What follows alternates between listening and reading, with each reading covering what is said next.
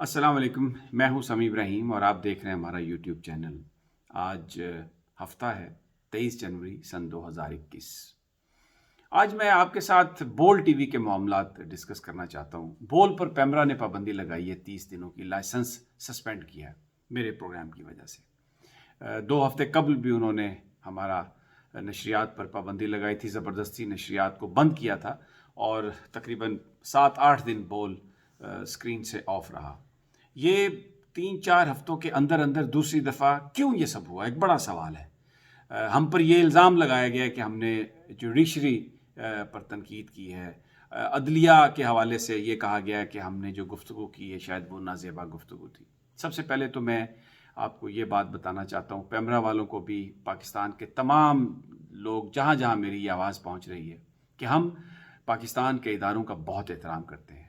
बोल का ये इम्तियाज़ रहा है कि हम पाकिस्तान के इदारे, चाहे वो पाकिस्तान की मुसल्लह फ़ौज हो, पाकिस्तान की अदलिया हो, पार्लियामेंट हो, हमने हमेशा उनकी इज़्ज़त को, उनके एहतराम को सबसे मुक़द्दस, सबसे अव्वल, सबसे मुक़द्दम रखा है। और हमारा तो मोटो ये है, फर्स्ट पाकिस्तान, पहले पाकिस्तान। और हम पर तो इल्ज़ाम ये लगता रहा कि हम अदलिया और यानी ये इल्ज़ाम लगाते रहे नून लीग वाले, अपोजिशन वाले, कि हम अदलिया और जो पाकिस्तान की सिक्योरिटी फोर्सेस हैं हम उनके लिए काम कर रहे हैं। हमको उनका एजेंट तक कहा गया। लेकिन अब चेयरमैन पैमरा सलीम साहब ने हम पर दूसरी दफ़ा पाबंदी लगाई है। हमारे लाइसेंस को 30 दिनों तक सस्पेंड किया है। पाकिस्तान में आज तक किसी भी लाइसेंस को टेलीविज़न के 30 दिनों के लिए मुअत्तल नहीं किया गया। अगर कभी किसी ने वायोलेशन की भी है, जो कि बाद में कोर्ट ने उसको नल एंड वॉइड करार दिया, पैमरा के उस इकदाम को गलत करार दिया, कोई आज तक जो चैनल सस्पेंशन का एक भी जो इकदाम है उसको पाकिस्तान की अदलिया ने, पाकिस्तान की किसी आला अदालत ने उसको नहीं कहा कि ये दुरुस्त था और ये ठीक था। लेकिन कभी किसी का 30 दिनों के लिए लाइसेंस सस्पेंड नहीं हुआ, लेकिन हमारा हुआ। और ये कोशिश की पैमरा ने कि वो अदलिया के कंधे पे रख के बंदूक चलाए।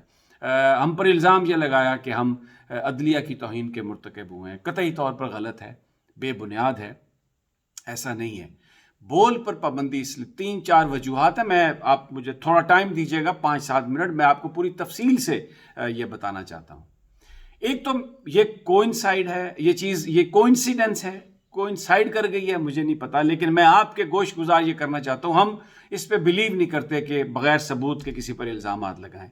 लेकिन क्या ये अजीब इत्तफाक नहीं है कि अल्लामा खादिम हुसैन रिजवी के साहबजादे साद रिजवी, जो अब तहरीक लब्बैक पाकिस्तान के सरबराह हैं, और तहरीक लब्बैक पाकिस्तान कह रही है इस वक्त हुक्काम को कि जो मुआहदा आपने किया था नामूस रिसालत के हवाले से, उस एहतजाज के हवाले से, 16 फरवरी उसकी इम्प्लीमेंटेशन डेट जो टाइम दिया गया था, उसका आखिरी दिन है कि आप उसकी इम्प्लीमेंटेशन करें। और डिमांड्स थी जो हुकूमत ने एग्री की कि जनाब अगर कि आप जो फ्रांस के सफ़ीर हैं उनको आप वापस भेजेंगे, रियासती ताल्लुकात जो फ्रांस के साथ हैं हमारे, वो हम उसको रिवाइव करेंगे, वो हम इस तरह से नहीं रखेंगे, क्योंकि जो वाक़या हुआ था नामूस रिसालत के कैरिकेचर और कार्टून्स के हवाले से, फ्रांस में सदर मैक्रोन ने सरकारी तौर पर यह कहा कि उनको आप सरकारी बिल्डिंग्स पर चलाएं।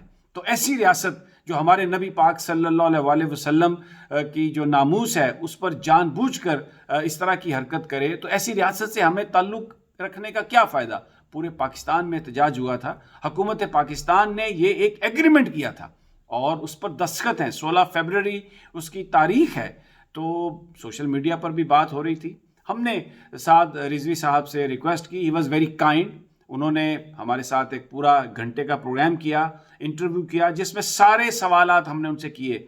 आइंदा का लाहेअमल क्या है, खादिम हुसैन रिजवी साहब के आखिरी जो लम्हात थे उन्होंने क्या उनसे गुफ्तगू की, और वो शख्स, वो फ़कीर आदमी किस तरह के घर में रहता था। हमने जाके वहाँ पर देखा, एक 3 बेडरूम का फ्लैट था जिस पर यह इल्ज़ाम लगता था कि एजेंसियों का करिंदा है, जिस पर यह इल्ज़ाम लगता था कि ना जाने किस लालच में उसने क्या कुछ कर दिया। वो सब हमने उसको कैमरे में महफूज किया, कैमरे की आंख ने उसको महफूज किया आप लोगों को बताने के लिए।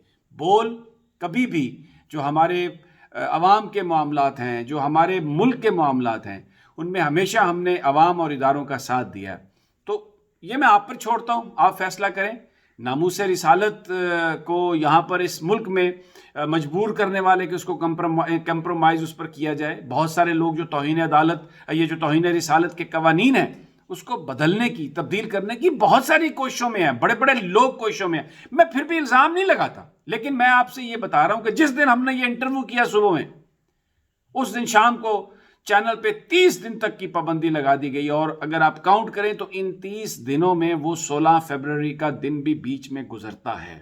کیا اس کے پیچھے محرکات ہیں؟ سلیم بیگ کس کو سرو کر رہے ہیں، یہ سلیم بیگ صاحب ہی جانتے ہیں یا اللہ کی ذات جانتی ہے. یہ میں نے شروع میں آپ کو بتایا کہ یہ ایک چیز جو ہمیں بڑی ایک عجیب سی بات لگی.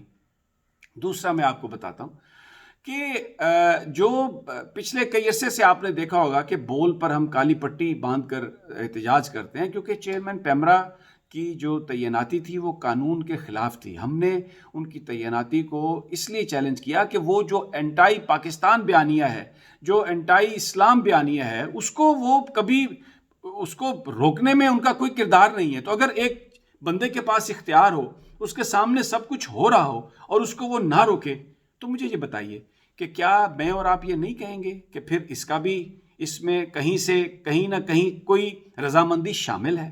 کیوں نہیں آپ روکتے؟ اگر آپ کے پاس اختیار ہے تو آپ روک دیں اسے. آپ نہیں روکتے، آپ اس کو چلائے جا رہے ہیں. ہم یہ چیزیں ہائی لائٹ کرتے ہیں تو ہم برے لگتے ہیں، لیکن ہم تو اس سے باز نہیں آئیں گے، ہم بولیں گے. دوسری بات، جوڈیشری پہ آپ آ جائیں.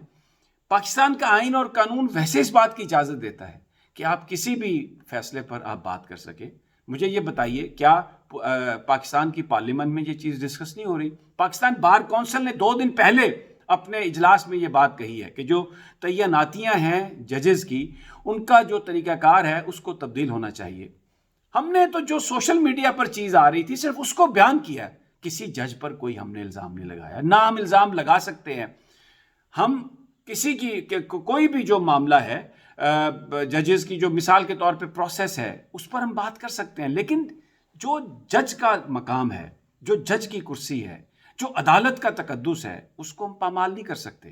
اس پر ہم بات نہیں کر سکتے. پاکستان کا آئین اور قانون ہمیں اجازت نہیں دیتا، اور نہ ہم نے کیا. یہ آپ پروگرامز کو اٹھا کے دیکھ لیں، ہم نے یہ نہیں کیا، نہ ہی ہم اس پہ کرنے پر ہم اس پہ یقین رکھتے ہیں. لیکن جو لوگوں کی جو احتساب سے تو کوئی بھی بالا تر نہیں ہے. سب کا احتساب ہونا چاہیے. پاکستان میں جو پاورفل لوگ ہیں، چاہے وہ ایجنسیوں میں ہیں، چاہے وہ پاکستان کی مسلح افواج میں ہیں، چاہے بیوروکریسی میں ہیں، چاہے عدلیہ میں ہیں، چاہے سیاستدان ہیں، ان سب کو احتساب کے لیے تیار رہنا چاہیے.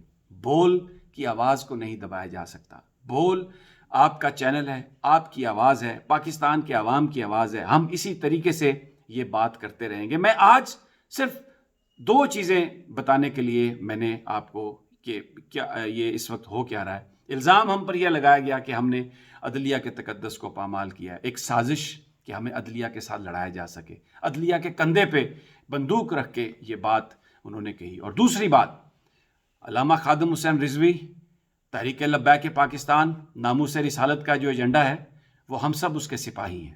اور اس ملک میں ہم کوئی ایسا قانون نہیں بننے دیں گے، اور کسی ایسی ریاست کے ساتھ ہم تعلقات نہیں رکھنے دیں گے پاکستان کو جہاں پر ناموس رسالت کا خیال نہیں کیا جاتا. اگر کوئی یہ سمجھتا ہے کہ سعد رضوی کا انٹرویو بول پر نہیں چلنے دیں گے، بول کی نشریات کو بند کریں گے، تو میں آپ کو یہ بتا رہا ہوں، وہ ناموس رسالت کی آواز ہے، اسے کوئی نہیں دبا سکتا. وہ آواز چلے گی، بول پر بھی چلے گی، اس سوشل میڈیا پر بھی چلے گی، ہمارے اس چینل پر بھی چلے گی. اور میں یہ بتا دینا چاہتا ہوں ان لوگوں کو جو سلیم بیگ کے ساتھ شریک ہیں اس سارے معاملے میں، کہ ہم لڑیں گے، آخری حد تک لڑیں گے اپنے اس کاز کے لیے، اپنے اس ایشو کے لیے. نہ ناموس رسالت پر کوئی کمپرومائز ہوگا، نہ آزادی صحافت پر کوئی کمپرومائز ہوگا. اور عدلیہ کا تقدس ہم سب کے لیے مقدس ہے. لیکن میں آج بھی یہ بات کہتا ہوں، پاکستان بار کونسل بھی یہ بات کہہ رہی ہے کہ ججز کی تعیناتی کا جو طریقہ کار ہے اس کو ریویو کرنے کی ضرورت ہے، اس کو ری وزٹ کرنے کی ضرورت ہے. پاکستان میں جو اس وقت لوگوں کے مسائل ہیں، میرے اور آپ کے سارے مسائل عدلیہ سے جڑے ہوئے ہیں. اگر پاکستان، کیونکہ چرچل نے بھی یہ کہا تھا کہ جاؤ باہر جا کے دیکھو، اگر انصاف ہو رہا ہے تو یہ حکومت یہ رہے گی. اور حضرت علی علیہ السلام نے بھی یہ بات کہی تھی کہ وہ حکومت، وہ نظام جو انصاف نہیں دے سکتا وہ قائم نہیں رہ سکتا. کفر کا جو نظام ہے وہ قائم رہ سکتا ہے. تو ہم اپنی جد و جہد جاری رکھیں گے، کوئی کمپرومائز نہیں. آئیں، آپ ہمیں پکڑ کے اندر کر دیں، بول کو آپ نے بند کیا. 800 سے 1000 خاندان اس میں کام کرتے ہیں. اگر آپ کو میرا چہرہ پسند نہیں ہے, اگر آپ کو کسی اور کا پسند نہیں ہے, ہمیں اندر کر دیں, ہم جیل میں بند کر دیں, پھر بھی بات ہوتی رہے گی, کوئی کمپرومائز نہیں. لیکن اللہ سے ڈریں آپ. وہ جو 600 700 جو 1000 خاندان ڈائریکٹلی وابستہ ہے اس چینل سے, میں اپنے تمام صحافی بھائیوں سے بھی کہتا ہوں, اپنے تمام ڈائریکٹر سے, مالکان سے, کہ دیکھیں اس بات پر خاموش مت رہیں, ہمیں مدد نہ کریں. اس کاز کے لیے آپ نکلیں آگے. اگر آپ اس پہ بلیو کرتے ہیں تو ہمیں صرف اللہ کی مدد کی ضرورت ہے اور کسی کی مدد کی ضرورت نہیں. ہم اپنی جان دے دیں گے, نہ ناموس رسالت پر کوئی کمپرومائز کریں گے, اور نہ ہی ہم یہ جو ہماری جو فریڈم آف ایکسپریشن ہے اس پر ہم کوئی کمپرومائز کریں گے.